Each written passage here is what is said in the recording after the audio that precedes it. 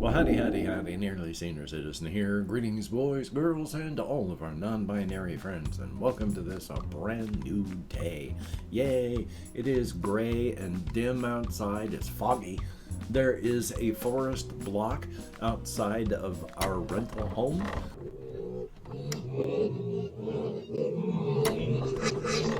And in the trees is fog, so thumbs up for that. I slept some, but oh boy, when I woke up this morning and started to get dressed, normally I'd lift up my right leg, hook it on my knee, and don't use any of my muscles because otherwise my right inner thigh muscle is gonna cramp. Just hooking up my leg up on my knee, that muscle started to cramp, and I was able to avoid any great amounts of pain. So thumbs up on that. Hopefully your day started with no pain as well. Plus, front-loading your videos, hey, if you could toss me a like, that'd be very awesome. If you could subscribe to the channel, that'd be very cool. If you could leave me a comment, that would be double plus good. And I would like to thank each and every one of my Patreon patrons. These are literally beautiful and literally awesome people who help to keep me and my aging pet alive. It is greatly appreciated to no end. If you could become a patron and help me and my aging pet stay alive, that would be very, very cool. There are links in the video description to my Patreon, as well as to a PayPal for any possible donations, an Amazon wish list link with stuff like cat food on it, and there's a post office box where I will open up anything at all that anybody sends me. I only ask for postcards and keychains, so hey, thumbs up for that. Front loading of videos over? Hey. So, I had a partial conversation with Chris in the comments last night. Afterward, there were a few things, and then the conversation just stopped with no resolving anything, but life is life. But I have since moved the shelf of solo RPG stuff over here. Now, this looks like a lot, and it kind of is. I have downloaded and printed out at the library a lot of low to no cost stuff, and there's a lot of pay what you want or free solo RPG material out there. And the other thing that's most irritating about this one is it looks like a lot of stuff because I don't have one with me, but every single sheet of paper I print out is inside of a sheet protector, which is an envelope of plastic that you put inside of a notebook. Paper is thick, and these sheet protectors are at least as thick as a sheet of paper. So you have a stack of stuff this big, it comes up this big when you've got it all protected. So take that and put it as like half, and that's maybe as much as I have. It's still a lot, and thank goodness for that. But yay! So hopefully, this is where it all is. It's not going to stay in this sort of position or shape because I take the stuff out all the time to look through it, read through it, play through it, and then, so, thumbs up. I just wanted to point that out. So yay! I did not do a ton yesterday. I went and I did my vlogging, I did my editing, and then I didn't do much past that, and then went out walkies and had a good walkies, thought about a lot of things, mostly thought about stuff like the cosmic horror characters and my multiverse, trying to keep things clear inside of my head. I have greater insight on a lot of things, because I'm going to spend a little bit of time talking about the whole cosmic horror thing. Since Amaterasu, dread Amaterasu, there's no way for human beings to be able to understand what the cosmic horrors are. Because, real quick, once again, we live on one level of reality, but there are other levels upward, where we have an entire electromagnetic spectrum with a tiny, tiny, tiny visible light spectrum that we can see. Metaphorically, it is like that as you click upward. In a small sense, that happens in our multiverse. We are out in the Ungaden, the cold and dark, which is our level. one step inward in the Ungare, which is closer to the center of this multiverse. They are effectively one tick up. Our entire electromagnetic spectrum, remember, this is just metaphorical, is just their visible light spectrum. They have a whole lot more. And then there's the Ungara, closest to the center of the multiverse. They're another tick up. The Ungare's full spectrum is effectively just their visible light spectrum with a full spectrum forward. Each tick up does the exact same thing. So I can't remember what I was trying to lead up on that. But it's all these, literally, I have severe ADHD, and I have had a hell of a time this past week. My housemates, they have been sick. They were worried that it might be the Covfefe bug. Apparently it's not. They found some tests and took it, and apparently it's not. But they're still sick. For the past week, and only this morning has it stopped, I have had a constant headache, and it has been hard to concentrate and think. It has just negated all of my ADHD meds, and right now I am still suffering from the effects, even though the headache is finally gone. Hopefully the being able to think a little better will start to pick up, so I can get back to where I was. So for right now, I can't even remember why I was talking about those various levels and such with the whole cosmic horror framework, which by saying cosmic horror brought it back, but at least to understand why I'm having these issues. Because they are so many clicks upward, the cosmic horrors are up here. We can't even recognize them as beings. They are so powerful, so far above us, that if we could perceive them, we wouldn't be able to perceive them as beings.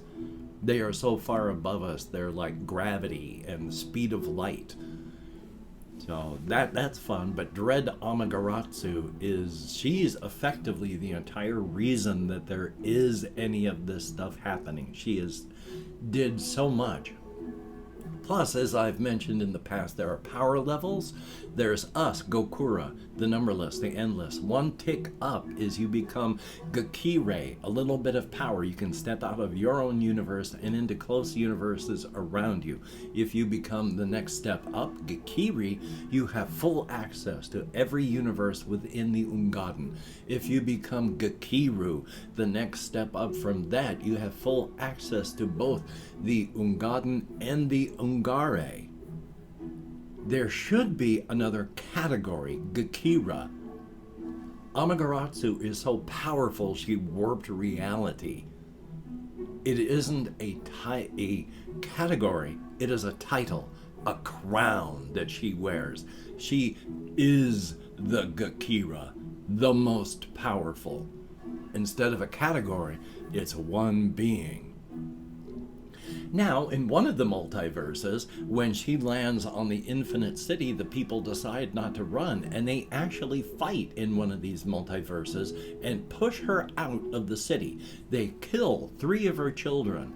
In the battle, 3 of her children abandon her entirely.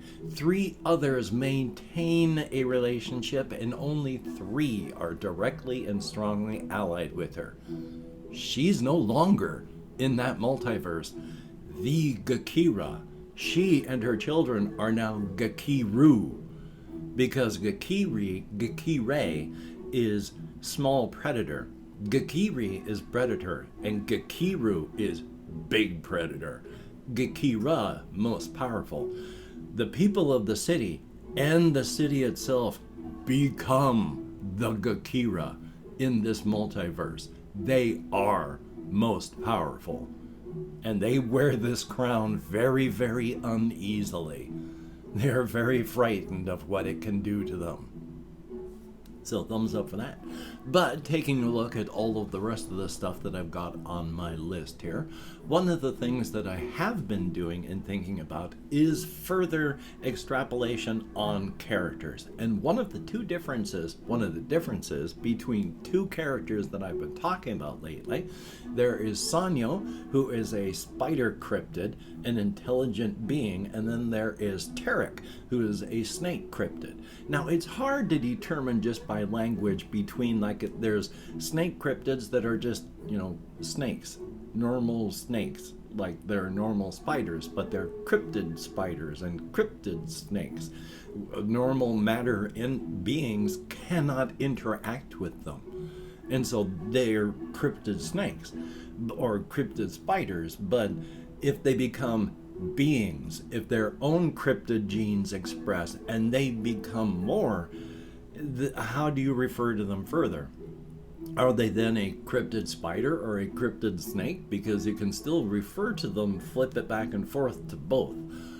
But Sanyo, the spider cryptid, is a naturalized cryptid. His parents were spider cryptids, intelligent cryptid spiders. So his generations and family have always been cryptids. Tarek, the snake cryptid, isn't. They are an expressed cryptid. Now, the story behind this one, I'd mentioned how they had been kidnapped and all this from South America. When they were young, still growing up as a snake, they were just a snake, a regular Amazonian cryptid snake living and eating, cryptid animals, effectively just living as a snake. You eat like a moderately sized reptile, and that lasts for 2 or 3 weeks before you got to eat again. You eat a large mammalian thing, and you can last 3-4 weeks, and then you got to eat again. And it was just doing snake stuff, eating reptiles, fish, small mammals, big mammals, just being a snake and growing up. And then unscrupulous human beings with cryptid vision, and their cryptid sight has opened up, their third eye is open, and they can see the real world, along with some more unscrupulous actual cryptids, gather up a whole bunch of beings, capture the snake, and they'd go into a form of traveling circus / carnival. They spend a month traveling around in South America, and then they travel up into the United States. And then they travel through, not the United States, Northern America. In that month, they spend their time moving through the entire, it's not entirely Mexico, but the Central American areas until they get to the lower southern United States in South Carolina. And almost 1 full month after being captured, being forced to be in a carnival. Well, this is painful for the poor cryptid snake, because this snake, just being a regular snake, it only has to eat every once in a while, as mentioned, but they are very, very unpleasant types. They force this snake to perform 4 times a day. And at each of these performances, they force it to swallow an entire human being whole and digest them alive. They make a lot of money at this. The snake doesn't like this. Of course, it's painful, horribly painful. It's supposed to have like a large mammalian creature like once every 3 or 4 weeks. So slowly things chug through its gut, getting softer and more appropriate for the appropriate sections of its intestinal tract to absorb nutrients. Being forced to swallow 4 people a day, that is shoving just partially digested people through its intestinal tract, and that hurts. It's supposed to have like one, I can't think of any appropriate South American mammalian animal, so let's just say it eats a large 4-legged thing. It should have just that one 4-legged thing traveling through its gut for a couple weeks. Instead, it's got 4 people daily being shoved hard and fast through its intestinal tract. So areas that should have soft and gushy stuff are having partially digested human corpses shoved through it, and it hurts.